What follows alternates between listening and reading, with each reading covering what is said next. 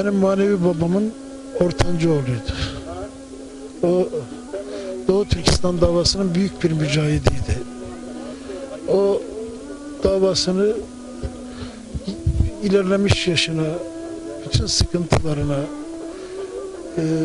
sağlık problemlerine, kalp rahatsızlığına rağmen Doğu Türkistan davasını anlatmak için, her yerde anlatmak için canını dişine takmış bir insandı. Geçim sıkıntısına rağmen gecesi gündüzü babasının yolunda, o büyük Türklük mücahidi İsa Yusuf Alptekin'in yolunda Doğu Türkistan davasını anlatmaktı. Mekanı cennet olsun. Allah gani gani rahmet eylesin. Evlatlarının da onun izinden gideceğini düşünüyorum.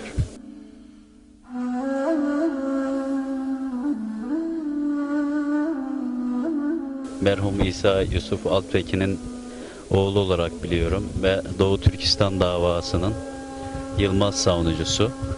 Merhum İsa Yusuf Alptekin beyefendi ile birlikte Doğu Türkistan'ı tanıdık ve onun davasını tanıdık.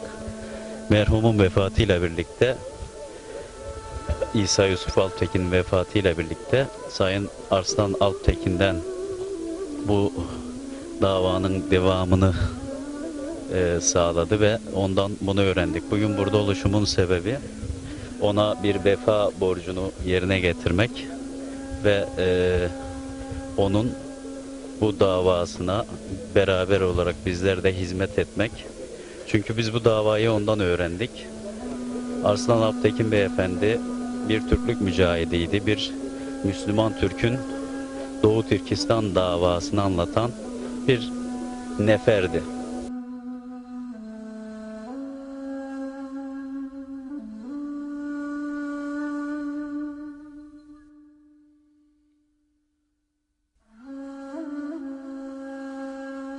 Son anına kadar 71 yıllık ömrünü son nefesi öncesinde Cuma günü ameliyata girmeden önce akşam telefonda görüştük.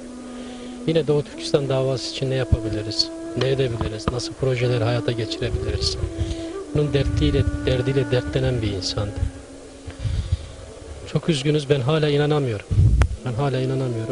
Bir insan düşünün ki etrafında kendisine kötülük yapan, kendisinin kötülüğünü isteyen insanlara dahi kötü bir kelam kullanmayan bir insan. 8 yaşında çıkmış olduğu Doğu Türkistan'da, o çıkış sırasında Himalaya dağlarında ayakları kangren olduğu için sol ayak parmakları kesilen Arslan Alptekin, en büyük hayali Doğu Türkistan'a tekrar gidebilmekti. Doğu Türkistan'ın bağımsızlığını görebilmekti. Ve Doğu Türkistan'la ilgili bir birlikte hareket etmeyi başarabilmekti. Uzun yıllar ara vermişti. Üzüldüğü bazı olaylar vardı. Ama tanıştıktan sonra tekrar bir harekete geçen, tekrar insanlara Doğu Türkistan davasını anlatmak isteyen, bunun için sağlık sebeplerine rağmen davet edilen birçok Türkiye'de ile giden, Manisa'ya bizim yanımıza gelip orada konferans veren, Sakarya'ya giden, Afyon'a giden, davet edildiğinde sağlık problemleri olsa dahi bu davayı merhum İsa Yusuf Alptekin'in dediği gibi kutuplarda bir kişi dahi olmuş olsa Doğu Türkistan davasını anlatın dediğinde benim vasiyetim demişti o büyük insan. Ona uygun bir şekilde hareket edip kalp rahatsızlığına rağmen, tansiyonuna rağmen, nefes darlığına rağmen gidip bu hizmeti yerine getiren bir insandı.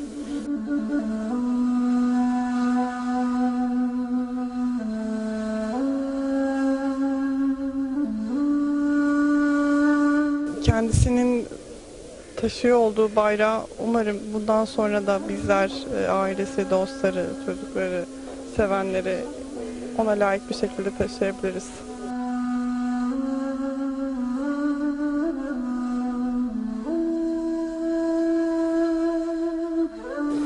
Arslan Alptekin 70 yaşına gelmesine rağmen ta son anına kadar Doğu Türkistan mücadelesi için elinden gelen her şeyi yapmış bir insandır.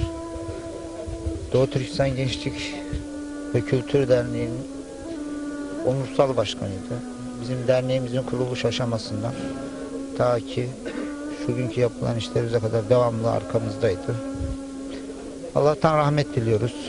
Kendisini Türk dünyası çok arayacaktır. Doğu Türkistanların, Türk milletinin başı sağ olsun.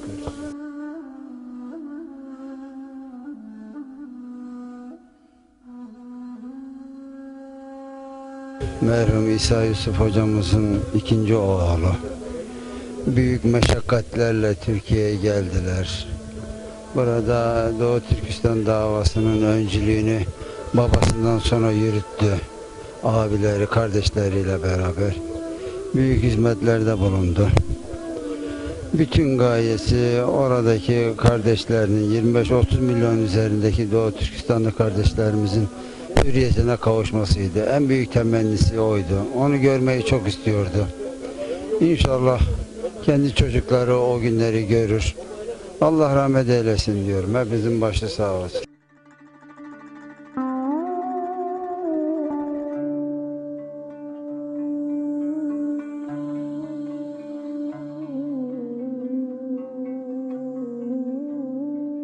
En çok istediği şey İsa Yusuf Aktekin Vakfı'nı kurmak. Bir yurt açıp memleketten gelen öğrencileri orada toplayıp orada yetiştirmek istiyordu. Bunu yapamadı. İnşallah biz yapacağız onu. O hemşehrilerin hiçbirinin Kur'an yolundan ayrılmamasını istiyordu. En büyük isteği.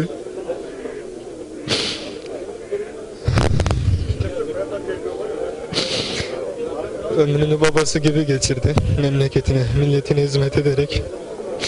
Bu yüzden büyük mutluluk duyuyorum. Rabbim rahmet eylesin. Vefat etmeden önce görüşmüş müydün? Son olarak bir kelime konuştu mu sana? Ameliyattan önce görüşmüştük. O gün pek bir şey söylemedi. Ameliyattan önceki gece iyiydi aslında. Yüzü de gülüyordu da acısını saklıyor her zaman. Uzun zamandır hasta mıydı, biliyor muydunuz siz? Kanser olduğunu söylüyor da, yani siz biliyor musunuz? 2000 senesinde ilk kalp krizini geçirmişti. Açık kalp ameliyatı olmuştu. 2003'te tekrar bir kalp krizi geçirdi. Stent takıldı. 2008'de bir kalp krizi daha geçirdi. Bir stent daha takıldı. En son 2010 Ramazan ayında bir kalp krizi daha geçirdi. Bir stent daha takıldı. En sonda bu sarılık hastalığı çıktı. İç kanamadan vefat etti.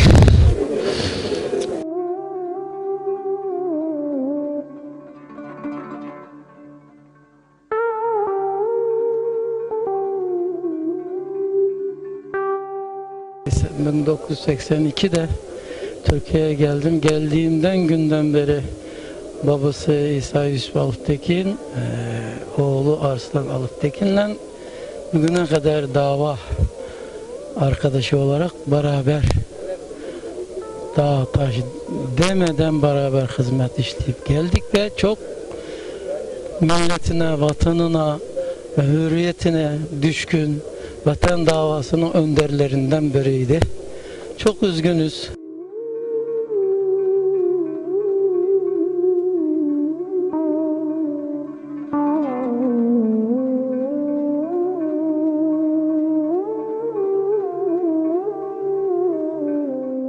Daha çok rahmetli İsa Yusuf Alptekin'i tanırdım. Bizim gençlik yıllarımızda Doğu Türkistan dendiği zaman ilk akla gelen isimdi. İsa Bey, Allah rahmet eylesin. Onun oğludur şey olarak. Acı bir kayıp.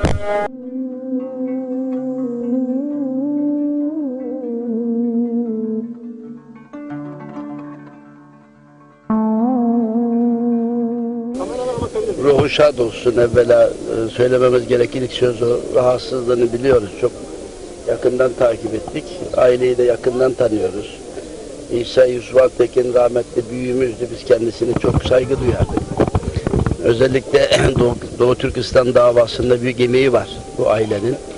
Ve o göç sırasındaki yaşananları anlattığı zaman dayanmanız mümkün değil. Yollarda çekilen çileler, ölen insanlara karşı yapılan muameleler, atet yiyerek yollarına devam etmeleri, o ayrı bir destan yani. O manada hakikaten saygı duyduğumuz bir aile. Allah kalanlara sağlık, sıhhat versin, ömür versin.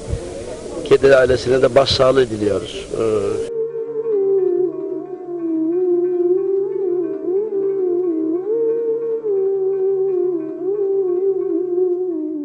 Şimdi ben 1968'de üniversiteye girmek üzere İstanbul'a geldim. O tarihte rahmetli İsa Yusuf Alptekin, yani Aslan Bey'in babasıyla da tanışma imkanım oldu. İsa Yusuf Alptekin bildiğiniz gibi Doğu Türkistan meselesinin dış dünyadaki önderiydi.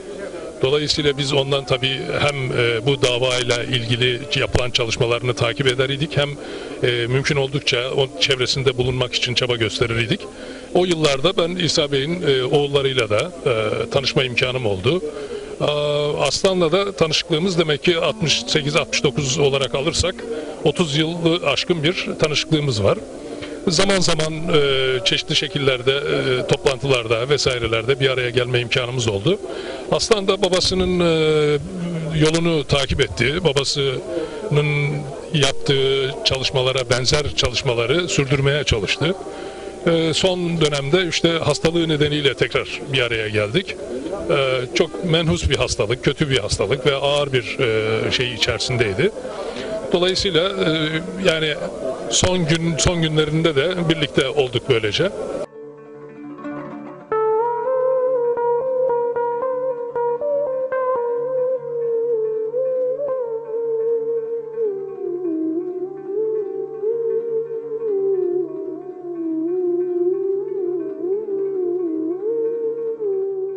Hiç ki ben onu çok yerlere gittim, belediye başkanlara bir yer alayım, ona bir sağlık spor tesisleri kuralım, onun çocuklarına bakalım. Kimse ilgilenmedi. Allah razı olsun, Balkan Pazarı'nın sahibi idim ben. Benden sonra Nihat Ergöz, Ulubatlı otogarajının sahibi biraz ilgilendi ama Aslan abi onurlu bir insandı. Bir devlet başkanının oğluna yakışır bir onur taşıyordu. Onun için kimseye eğilemiyordu. En son oğlunun giydiklerini ben ağlayarak gördüm. Ve Aslan abi bende bir şey inkar etmezdi. Onun için Aslan abiyle, çocuklarıyla kimse ilgilenmiyor.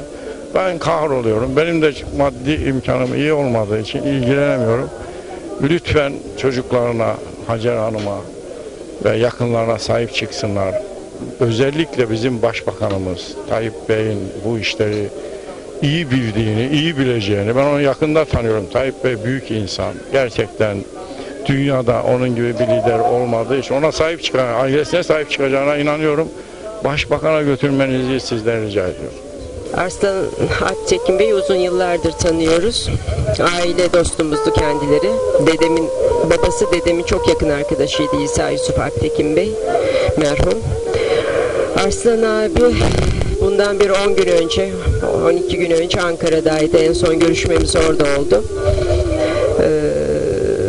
Ankara'da doğrusu sağlığını çok iyi görmemiştim. Yine de hiç belli etmemeye çalışıyordu sağlık durumunun sıkıntılarını. Evimde ağırlama kısmet oldu. Çok mutluyum o açıdan. Arslan Bey anlatmak çok güç. Nadir insanlardan biriydi. En birinci özelliği, dün vakıfta da söyledim, insan gibi insandı. Herkese nasip olmaz. Milliyetçi tarafı çok ağırdı. Ömür boyunca memleketi için çalıştı ama bazı insanlar vardır, memleketi için çalışır ama arkada durur. Arslan abi öyleydi. Herkese, her topluma her türlü yardım yapan, cebindeki maddi manevi bütün güçlerini döken bir insandı ama hep arka planda kalırdı.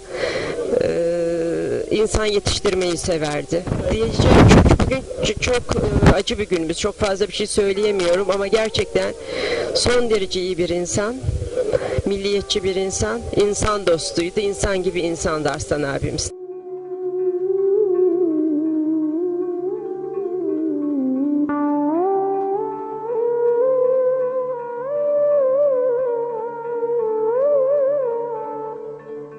İlerlemiş yaşına, bütün sıkıntılarına,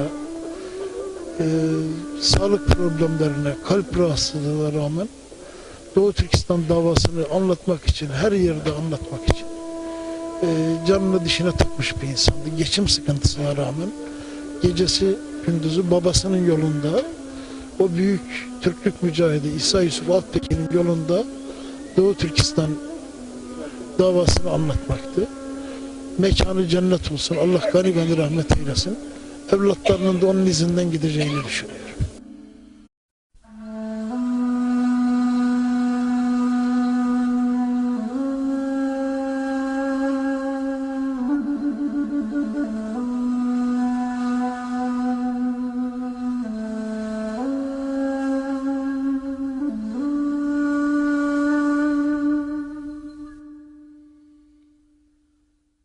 benim manevi babamın ortanca oğluydu. O Doğu Türkistan davasının büyük bir mücahidiydi. O davasını öğrendik. Bugün burada oluşumun sebebi ona bir vefa borcunu yerine getirmek ve onun bu davasına beraber olarak bizler de hizmet etmek. Çünkü biz bu davayı ondan öğrendik. Arslan Alptekin Beyefendi bir Türklük mücahidiydi. Bir Müslüman Türk'ün Doğu Türkistan davasını anlatan bir neferdi.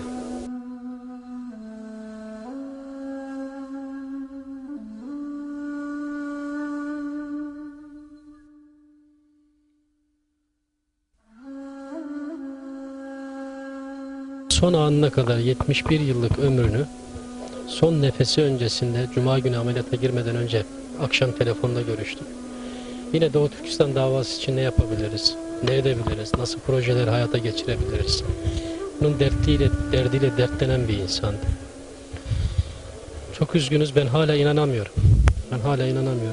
Bir insan düşünün ki etrafında kendisine kötülük yapan, kendisinin kötülüğünü isteyen insanlara dahi kötü bir kelam kullanmayan bir insan.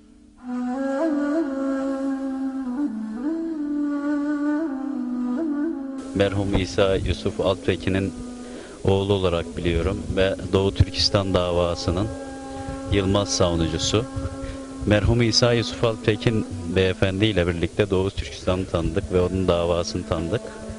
Merhumun vefatıyla birlikte, İsa Yusuf Alptekin'in vefatıyla birlikte Sayın Arslan Alptekin'den bu davanın devamını sağladı ve ondan bunu öğrendik.